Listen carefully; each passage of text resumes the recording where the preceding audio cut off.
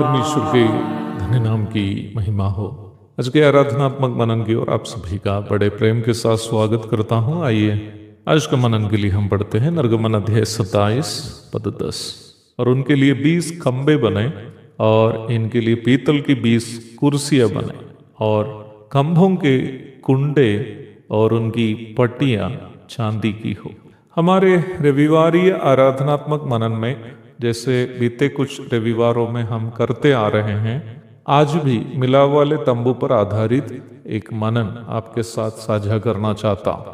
आज हम लोग मिलाव वाले तंबू के आंगन के चारों ओर पर्दे को टांगने के लिए बनाए गए 20 खंभे के 20 कुर्सियों पर मनन करेंगे। निम्न कुर्सियां जिस पर खंभे को खड़े किए गए हैं, पीतल से बनाने के लिए परमेश्वर के द्वारा मूसा को आदेश दिया गया था। निर्गमन 38 की 10 में भी हम इस बात को देख सकते हैं। खंभे का निर्माण भले ही बबूल की लकड़ी से हुआ हो, उसे खड़े किए गए कुर्सियां पीतल से बनाए गए थे। मरुभूमि के असहनीय ठंड तथा गर्मी को सहने की क्षमता कुर्सियों में होनी चाहिए थी, इसलिए उसे पीतल से बनाया था। लगभग 2-3 वर्ष के पूर्व राजस्थान में पाकिस्तान की सीमा के करीब के एक गांव जो तार मरुभूमि का हिस्सा था, एक दिसंबर महीने के आखिरी सप्ताह वहां के भाइयों के साथ बिताने का अवसर मुझे मिला था, जो मैं आज भी याद कर रहा हूं। वहां से आने के बाद लगभग 1-2 सप्ताह लगा छाती में उत्पन्न इन्फेक्शन ठीक होने के लिए, तो भी वहां के भाई बहनों ने जो गहरा प्रेम दिखाया था वो उन कठिनाइयों को भूलने के लिए पर्याप्त था। मरुभूमि का ठंड और गर्मी दोनों असहनीय होते हैं। परमेश्वर ने इसलिए ही खंबे के कुर्सियों को पीतल से बनाने की आज्ञा दी।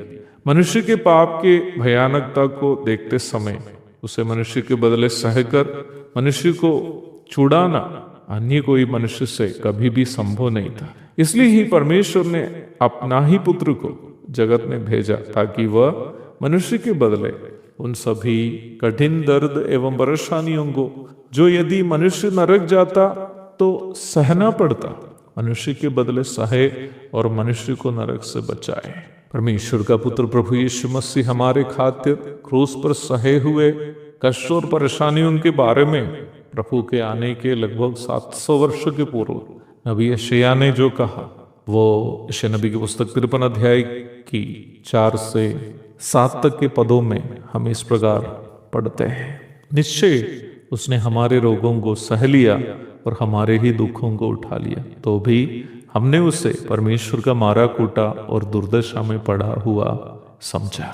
परंतु वह हमारे ही अपराधों के कारण घायल किया गया, वह हमारे अधर्म के कामों के कारण कुचला गया।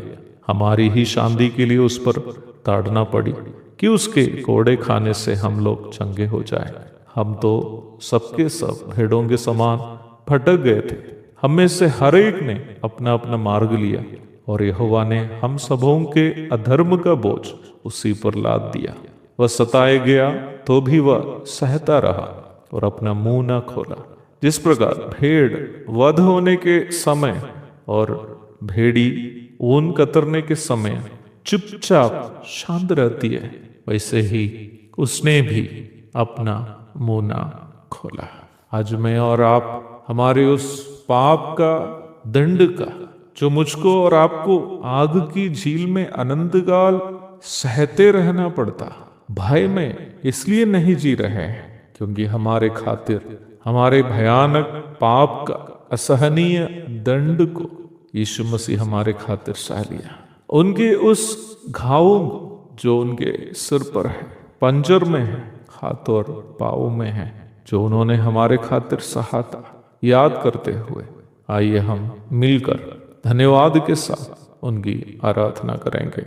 उनके पवित्र नाम की महिमा हो, आमीन। ना पाप किया था न छल मुंह से निकला, चुपचाप सब सह लिया। ना पाप किया था न छल मुंह से निकला, चुपचाप सब सह लिया। आप ही हमारे सब पापों के लिए क्रूस पर प्राण दे दिया।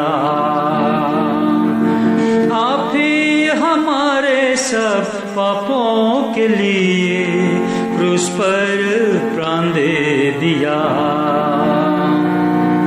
घायल हुआ, घायल हुआ मेरे लिए मसीह, घायल हुआ, घायल हुआ, घायल हुआ मेरे लिए मसीह, घायल हुआ।